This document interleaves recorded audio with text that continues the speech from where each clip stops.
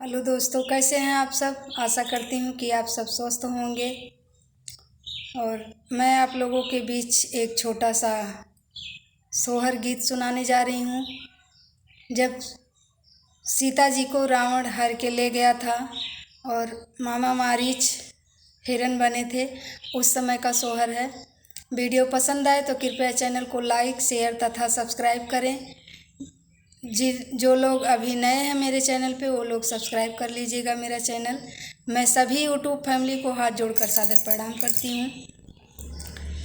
कुटिया में बैठी सीता रनिया हिरन एक देखई हिरन एक देखई हो रमा सोनवा बरन सारी दहिया देखी मान मोह देखी मान मोहाई हो रमा सोनवा बरन सारी दहिया देखी मान मोह देखी मान मोहाई हो।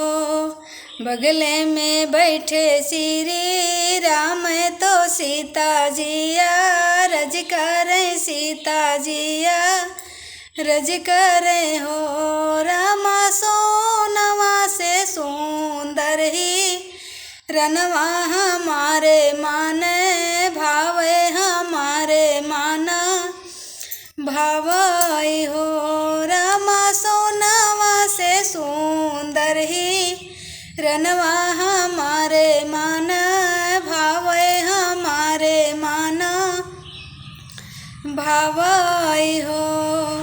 इतना वचन सुनी राम तो मान मुँह से काने तो मान मुँह से काने हो सखिया हाथवा में लिहले धा नोहिया हिरन पीछे धावे हिरन पीछे धावई हो सखिया हाथवा में लिहले धा नोहिया हिरन पीछे धावे हिरन पीछे धावई हो।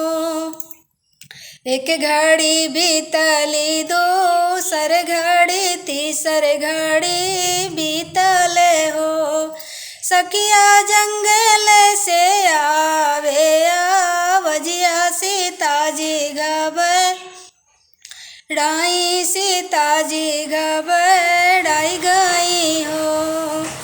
तू ही मोरे देवरा से देवरा तू ही ने मोरे भ्राता तू ही ने मोरे भ्राता हो।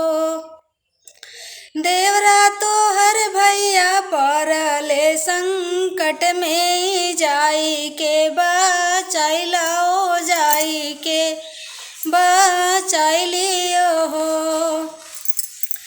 लक्ष्मण सीता समझावे तबो ना सीता माने तबो ना सीता मानाई हो सखिया रेखा एक खींचे लखन भैया रमैया पासे चल ले रमैया पासे चली पड़े हो। कुटिया में सीताया केली रावणवा जब देखे रावणवा जब देखई हो। कुटिया में सीताया केली रावणवा जब देखे रावणवा जब देखई हो। सखी धैली है जोगिया के भेष सिया से भिक्षा मांगे सिया से भिक्षा मांगई हो। रामा धैली है जोगिया के भेष सिया से भिक्षा मांगे सिया से भिक्षा मांगई हो। हथवा माली है सीता भिखिया रेखा के अंदर खड़ी भई रेखा के अंदर खड़ी भई हो। हथवा में ली है सीता भिकिया रेखा के अंदर, खड़ी भई रेखा के अंदर, खड़ी भई हो सखी खड़ी भई रेखा के बीचे त जोगिया पुकारे तो जोगिया पुकाराई हो। निकलो ना बेटी रेखा बाहर तब हम भिक्षा ले बई, तब हम भिक्षा ले बई हो। बेटी भूखल साधु के भिक्षा देबू बहुत पुण्य पौबू बहुत पुण्य पौबू हो। बेटी भूखल साधु का भिक्षा देबू बहुत पुण्य पौबू बहुत पुण्य पौबू हो। हथवा में ली है सीता भिखिया बाहरवा जब निकली, बाहरवा जब निकली हो। सखी रावण रथ बैठाई सीता के लइके भागई, सीता का लइके भागई हो। सखिया रावण रथ बैठाई सीता का लइके भागई, सीता का लइके भागई हो। तो हेलो दोस्तों, कैसा लगा यह गीत ज़रूर बताइएगा। जब रावण सीता का हरण करके सीता जी को लंका में ले गया था, उस समय का सोहर है ये। आशा करती हूँ कि आप सबको ज़रूर पसंद आएगा।